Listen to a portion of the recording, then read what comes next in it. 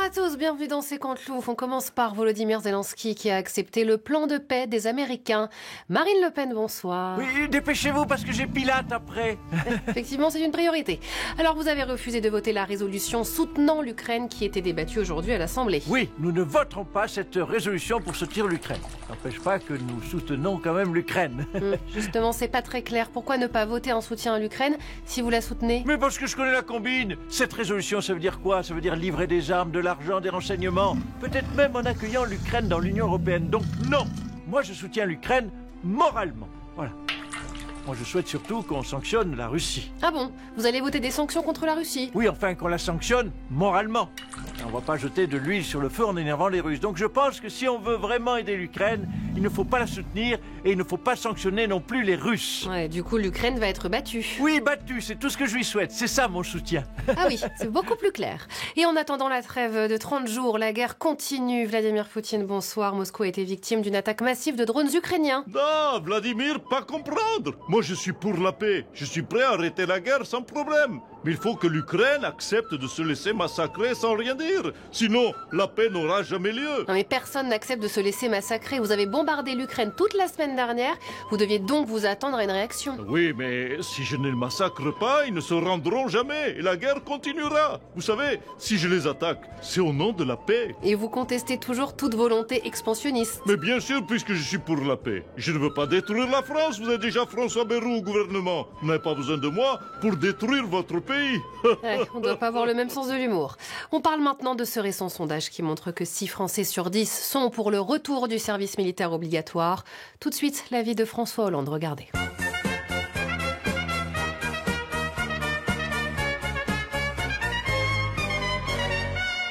François Hollande, bonsoir. Alors on va parler du service militaire. Inutile de vous dire qu'évidemment, Monsieur Macron n'a pas fait, lui, son service militaire, Monsieur le Planqué.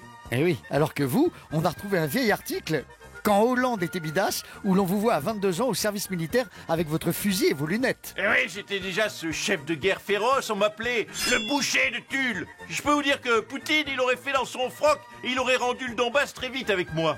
Ouais. Ouais. Alors changeons de sujet, soyons plus légers. Ce week-end, c'était la journée des droits de la femme et votre compagne Julie Gaillet a déclaré « François fait la cuisine et les courses ». Ben oui, évidemment, parce que je suis un féministe, toutes les femmes le savent. Et surtout parce que si je laisse Juju gérer les courses, je vais bouffer du tofu avec des graines de chien et du pain sans gluten toute l'année. Alors que là, si je gère, c'est jarret de porc aux lentilles avec la petite graisse d'oie. Et elle mange ça, Julie Gaillet? Non, du coup, je termine son assiette et du coup, je passe aussi pour un grand féministe. Bah, Lex, le Lex. Ma première fournée est prête. Original, le petit-déj à 21h. Pour parler du virage pro-russe de CNews, le président est notre invité ce soir.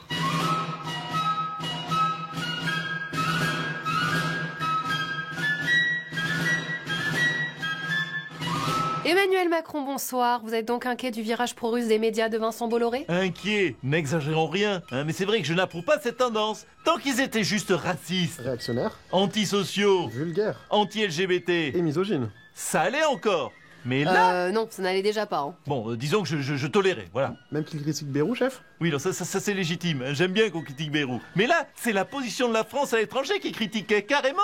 Bref, c'est moi, quoi. Hein. Et là, je dis non, Vincent, non, non, non. Je te préviens, les médias d'extrême droite, c'était censé taper sur Sandrine Rousseau ou Mathilde Panot. Pas sur le chef d'État, chef. Voilà, alors attention Vincent, je suis chaud pour la guerre moi en ce moment, attention. Alors justement, la guerre, vous étiez cette semaine avec les 30 chefs d'état-major de l'Union européenne et de l'OTAN. Oui, parce qu'il y a quand même des bonnes nouvelles. La paix, c'est pas encore sûr. Donc, la guerre continue. Ouf!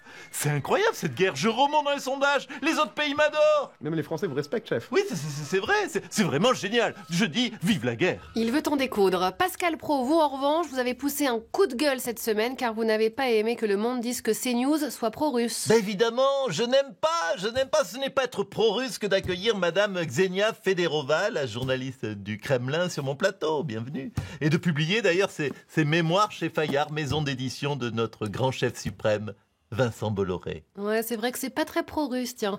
Vladimir Poutine, vous vouliez intervenir? Da, merci Pascal d'avoir pris Xenia dans ton équipe. Tu viens dîner à Kremlin quand tu veux. Et embrasse Vincent. Aucune connivence. Marine Le Pen, vous n'êtes pas pro-russe. Mais enfin, bien sûr que non, enfin, c'est quoi cette caricature, allons? Merci Marine de ne pas avoir voté soutien à l'Ukraine. Tu reviens quand tu veux à Kremlin. Avec Pascal bien sûr et Vincent. Et embrasse Jordan. Ah, une grande famille. Allez, salut à tous. We